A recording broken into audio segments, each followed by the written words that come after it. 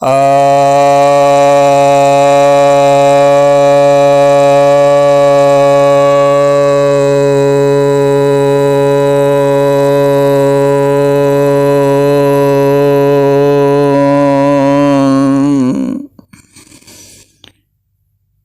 सभी भक्तजनों को सप्रेम नमन।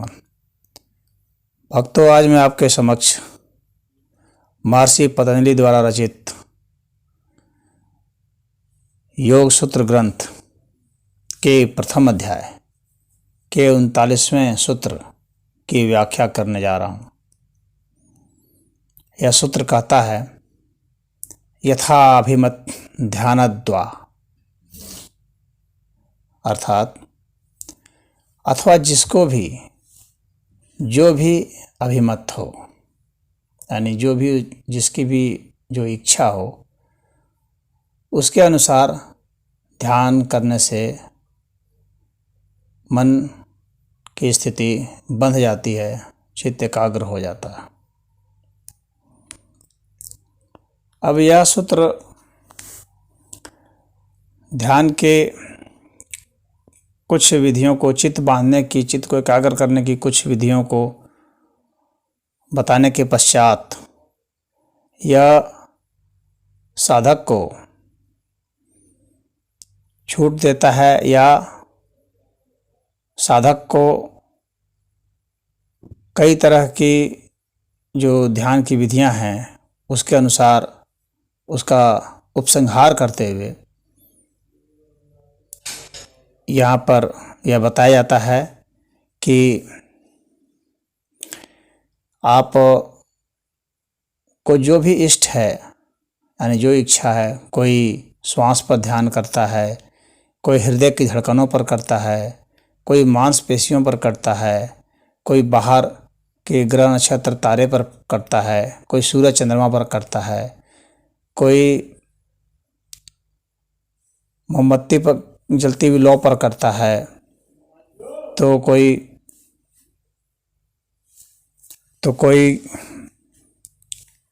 कहीं पर करता है।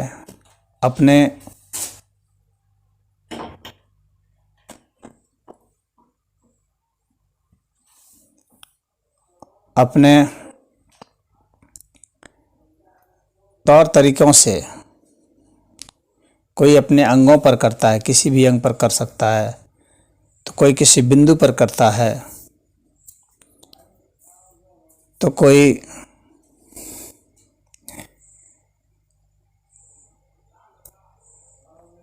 दर्द पर करता है,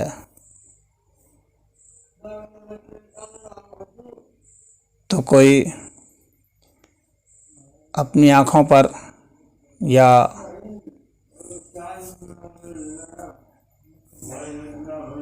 किसी अन्य स्थान पर कर सकता है।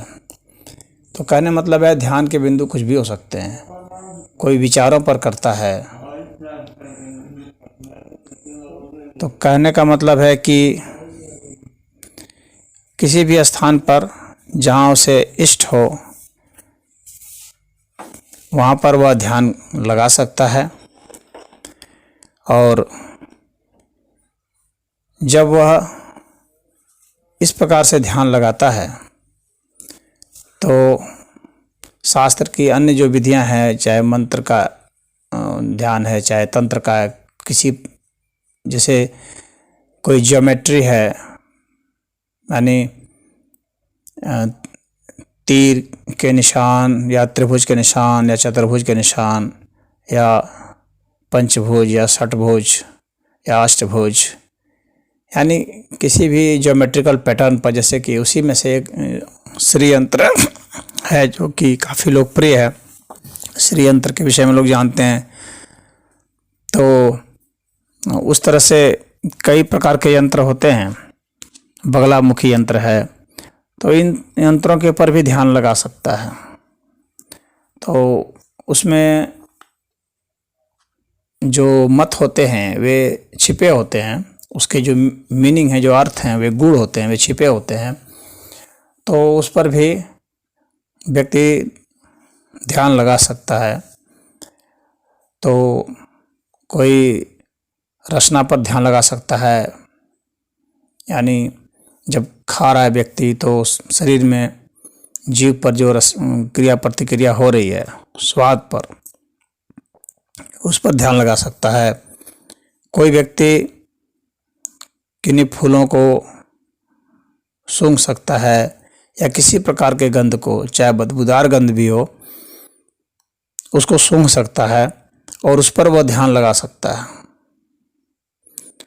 कोई भिन्न भिन्न ध्वनियों के तरंगों पर, चाहे घंटी का हो, घंटी की आवाज़ हो, चाहे बांसुरी की आवाज़ हो, चाहे सितार की आवाज़ हो, किसी प्रकार की आवाज़ पर अपने को ध्यान लगा सकता है।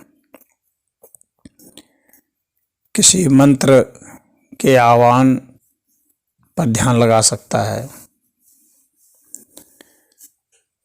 पानी की कलकल पर ध्यान लगाते हैं, या प्राणायाम करते हैं तो जैसे भ्रामरी प्राणायाम करते हैं तो उसके गुंजन पर ध्यान लगाते हैं। तो ध्वनि विशेष पर ध्यान लगाए जा सकते हैं, वह भी एक मत है। उसी तरह से स्पर्श सुख है, जिसमें कि भिन्न भिन्न प्रकार के फूलों के जो अवयव हैं उसका स्पर्श करके, या भिन्न भिन्न वस्त्रों का स्पर्श करके, या अपनी या किसी अन्य की अंगुलियों का स्पर्श करके भी ध्यान लगाया जा सकता है। और तंत्र योग में तो सेक्स करते हुए भी ध्यान लगाया जाता है, वह भी हालांकि एक स्पर्श का ही ध्यान माना जाता है। हालांकि उसमें अंदरूनी रसायन की गतिविधि भी शामिल है और हृदय की धड़कनें भी, तो वह भी अभिमत है शास्त्र की, वह भी एक विधि है, वह भी एक इष्ट है, उस पर ध्यान लगाया जा सकता है। उसी तरह से भिन्न भिन्न प्रकार के वाद विवाद होते हैं, एक मंत्र के भिन्न भिन्न प्रकार के अर्थ निकाले जाते हैं और उसके अर्थ के निकालने के जरिए सूक्ष्म से सूक्ष्म जो उसके अर्थ होते हैं उसके जरिए ज्ञान योग की धारा से भी चित्त हमारा बनता है, मन के बांधने की स्थिति आती है, यानी चित्त हमारा एकाग्र होता है। जिसका चित्त जितना एकाग्र होता है वह उतना ही बढ़िया अर्थ भी लगा सकता है किसी मंत्र का, यदि उसे व्याकरण का ज्ञान हो तो, और यदि उसे दर्शन शास्त्र का ज्ञान हो तो भिन्न भिन्न अर्थ लगाए जाते हैं। अगर तो उसने कुछ साधना कर ली हो तो भी वह अर्थ लगा सकता है। तो शास्त्र में जितने भी मंत्र बताए गए हैं, वेद में, उपनिषद में, या श्लोक जितने भी हैं गीता में, तो उनके भिन्न भिन्न अर्थ लगाए जा सकते हैं और उन अर्थों से भी चित्त बन जाता है, उसके अर्थों की बारीकियां हैं उनसे। उसी तरह से संगीत में भिन्न भिन्न राग रागिनियाँ होती हैं, भिन्न भिन्न आलाप होते हैं, उनके ऊपर भी व्यक्ति अपना चित्त लगा सकता है और इस तरह से मन वहाँ भी बंध जाता है। तो भिन्न भिन्न स्वाद ले सकते हैं भिन्न भिन्न तत्वों के, जैसे कि आयुर्वेद में तो पूरी चिकित्सा पद्धति है, जैसे स्वाद के ऊपर कि तिक्त स्वाद है कि अम्लीय स्वाद है कि मीठा है स्वाद में, या चरपरा है, कड़वा है। तो इस तरह के स्वाद पर भी व्यक्ति अपने को एकाग्रचित कर सकता है। भिन्न भिन्न वस्तुओं के स्वाद को चखने पर वहाँ पर एकाग्रचित हो सकता है।